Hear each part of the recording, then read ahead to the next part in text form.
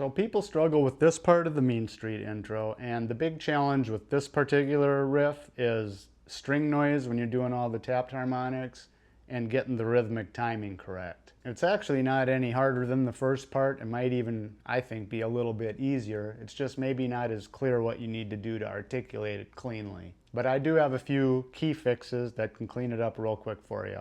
Let me show you what I got for you. So I did a video on the first part of this riff, the part that involves a little more uncommon technique, and I actually broke down that with some drills to make that one easier. I don't think drills will be required for this one. The things that need to be worked on can be explained quite clearly just in this video. The main obstacles with this one are going to be clean execution and rhythmic stability.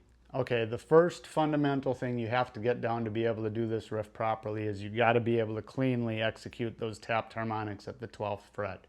That's first. Once you can do that, then you're going to have to be able to tap that harmonic and then hammer onto the 5th fret. Not super complicated, but similar to what I did with the first part of the intro, I would break these down into small chunks as you need. If you can't, for instance, if you can't accurately and consistently do this,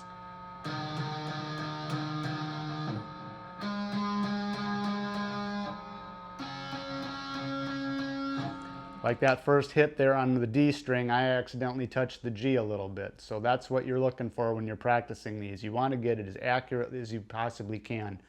And one thing this will help you with is it's going to mitigate a lot of the noise so that when we apply the muting, which I'll get to in a minute, you won't have to be quite as aggressive with that. So, but if you can't do these basic tapping principles, I mean, the whole riff's going to fall apart. To illustrate the next thing where you got to do that hammer on.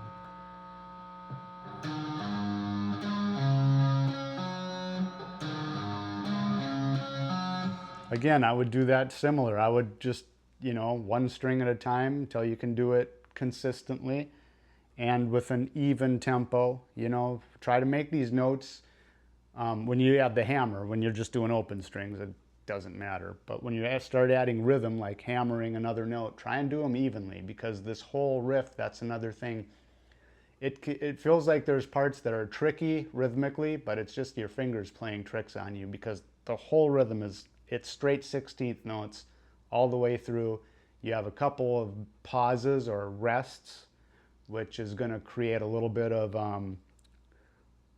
disjointed feeling, but it's still in strict 16th note. Okay, now besides that 12th fret harmonic, you do have a couple that might seem a little bit trickier or intimidating. There's going to be a tap at the ending part of the phrase. You have to tap the 14th fret, but you're doing that when you're fretting the 9th with your other hand. So really it's a difference of 5 frets, which in essence makes it a natural harmonic that's just shifted ahead 9 frets. Totally different subject for another video.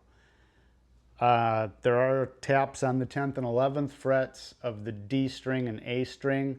Those ones can be a little bit tricky, mostly because you really got to be aware of where they are. They're not strictly at 10 and 11. They're both kind of in between, with the one being called 10 is just a little closer to the 10th fret, and the one being the 11 is closer, but it's still before. It's like probably 10.7 or something, but you just have to get used to the feel, and again, it's going to come down to practice and watching where your finger is tapping, and then eventually you will get to know where those notes are. So here's what the 14th fret tap will look like.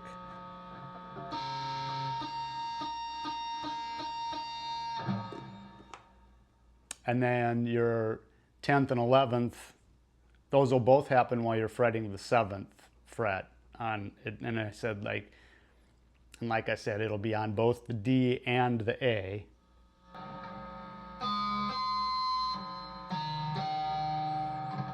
So it's just going to come down to repetitions with those. And just when you're working this stuff out, this is when you want to do it slow, so that you can find your sweet spots and get your timing all dialed in and all that. Get your clean note. Don't rush through it if you're being sloppy. Just go ahead and slow down. It's not a big deal. These things will bleed into your playing over time, and actually quicker than you probably expect. And then you want to attack these harmonics and these taps with some confidence and conviction. Don't baby it, you know. If you like these kind of breakdowns to help iron out your technique and be able to play these riffs more accurately and confidently, just comment Eddie down below. I've got some free Eddie Van Halen resources, dissecting style, technique, all that. And I think you find it very helpful if you enjoy his style as much as I do. Okay, so you've got your harmonic tapping under control. You can tap those three pretty accurately and cleanly. But now you go to play the riff and it still sounds kind of messy, right? Okay, because you're getting string noise. You definitely want to polish those harmonic taps as best as you can. But the string noise is inevitable, and especially when you add the distortion, that's going to amplify it. The only way to completely mitigate this is to also use some muting strategically with both hands. So with your fretting hand, one thing that you can do, this kind of goes against conventional wisdom of play on your fingertips, but to me that's more for like chords. When you get to playing leads, you need to start thinking about using parts of your fingers to help you mute things you don't want to have making sound, right? So for instance, when I tap this first open E, and then I hammer that at the 5th fret, I'm not on my fingertip. I'm actually purposely letting the underside of my finger here, the fleshy part, I'm letting it touch that string below. Because what that does is it deadens it. Can't hear that A string. You want to do that on every note that you do the tap and hammer. So when I hammer that A string, now that fleshy part's kind of contacting the D string, just lightly though, not enough to fret it. Because then if you get too carried away, then when you hammer, you might accidentally hammer 2 notes, and you don't want that. So it needs to be subtle, and that's another thing. You want to dial that in when you're practicing slow. Just get used to doing it. Pay attention, you know, try and make the effort when you're in slow practice. When you're letting loose later and you're trying to see if this has all gotten better, don't think about it quite as much. But definitely make sure it's a focus when you're working these things out. Another one you can use a little bit that's probably not going to help as much, but it's sort of an insurance policy for the next one I'm going to show you. But especially as you're going this direction, like the first part of the riff, check it out. You can kind of start to wrap your thumb over the top as your hand moves down. And it's probably only going to really effectively catch the low E, but it helps. It's better than nothing.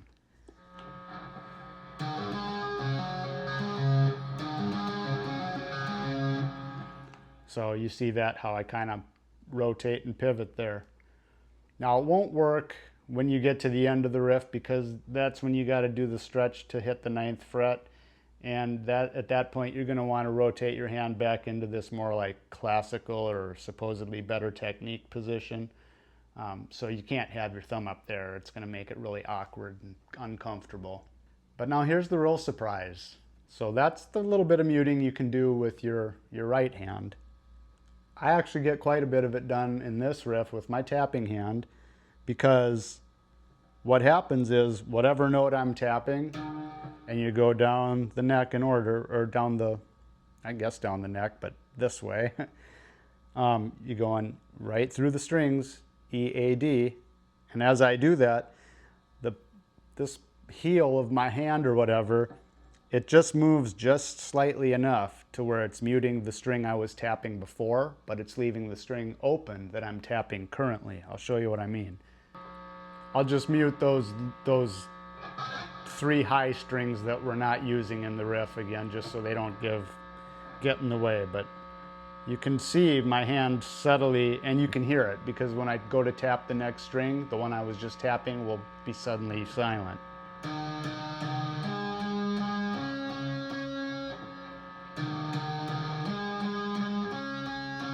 And obviously I didn't do anything with my right hand, so that's just very subtle movement of my tapping hand as I go through that. Now on the way back up, obviously it doesn't help, but that's where this whole backside of your finger thing comes into play. And also, I didn't point this one out before because we were going in the ascending direction, but as you're coming back down, you're not limited to just using this fleshy side of your finger. You can also be using the more, the part of the fingertip that's not fretting the note you're playing.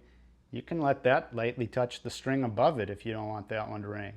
It's just these little micro positionings that you want to kind of start incorporating into your practice routine to eliminate these noise and things like that. Okay, now one of the hardest parts in this riff, there's a spot where you double tap on the 6th string, that harmonic. It's a double tap, and then there's a rest, so you don't want noise, but then you have another tap. So there's 4 straight notes separated with a rest, and they're all on the same string. So how do we do that? Well, there's a couple ways you can do it. It's a real sneaky, quick mute in between taps. So I personally use these fingers, similar to the thing we do in the first part of the intro. I was experimenting earlier. Another thing you could do, you can kind of reach over and lightly touch it with your thumb if that's more comfortable. I haven't really perfected that yet, but I'm just throwing it out there as an option.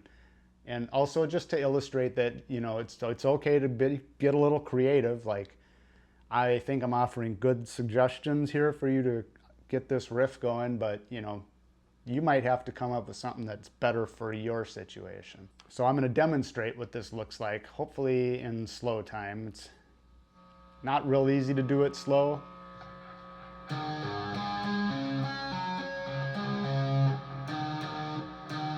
That's the part right there.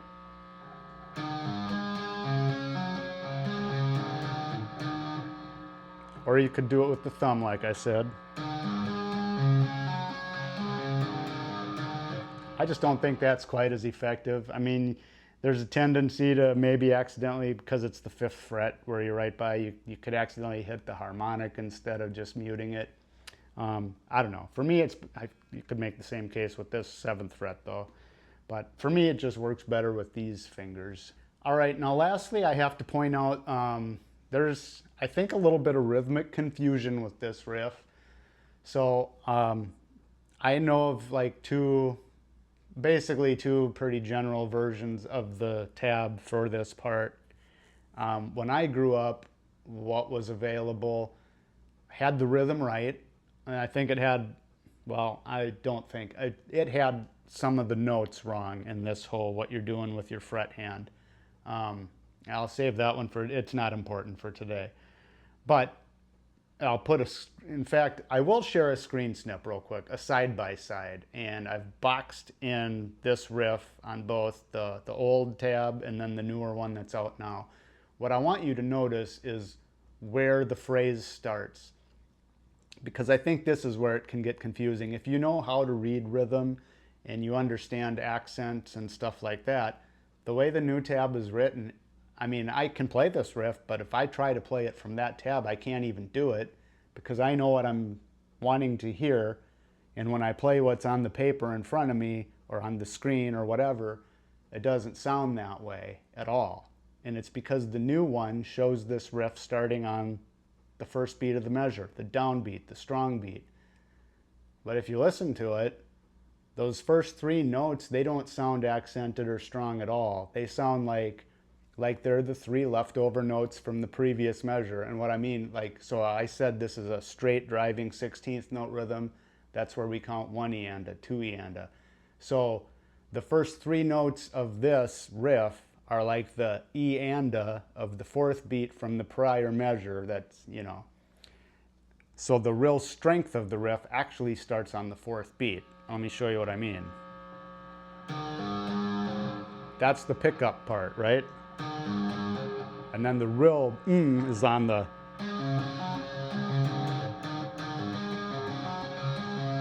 So that, I think, can be a little bit confusing for people. So rhythmically, just try to think of it that way. Those first 3 notes are like just leftover leading into, and then the main event starts on that, basically on the A string. Yeah, on the 2nd tap on the A string. I put my tab in the comments if you want that. That way it'll show you the right rhythm placement so you can get the timing and the feel right. and then it's got the correct tab for the tapping and where to place your fret fingers. Okay, now just I would feel incomplete if I didn't at least demonstrate the whole thing slowly for you, now that we covered all the little ins and outs of, you know, the muting and all the things you want to pay attention to. And so, because then what you want is to be able to get something like this.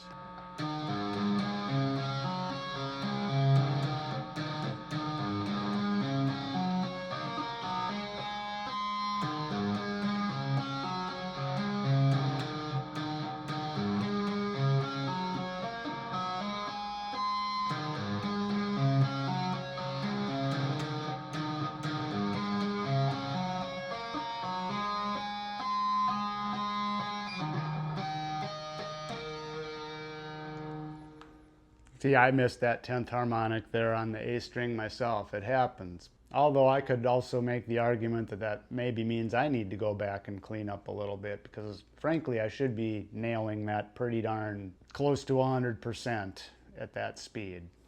All right, so in summary, you need to be able to execute the harmonics cleanly, consistently, and with conviction, right? Authority.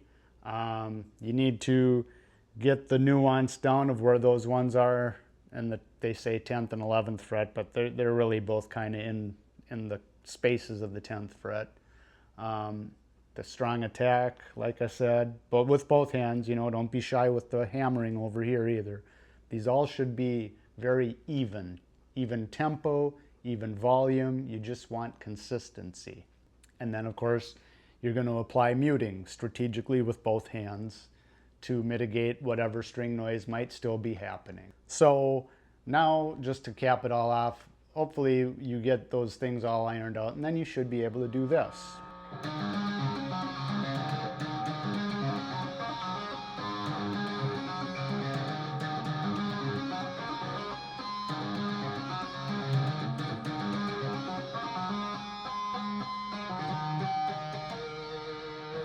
All right, so if you dig these kind of breakdowns, if you think this is going to give you those missing pieces you need to finally clean this riff up and get it sounding good, give this video a like. That helps other people find it.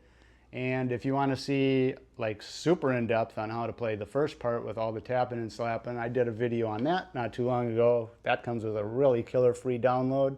I'd go check that one out right now. I think you'll like it a lot. And I'll see you next time. We'll get to the end of this intro at one of these points where we go through the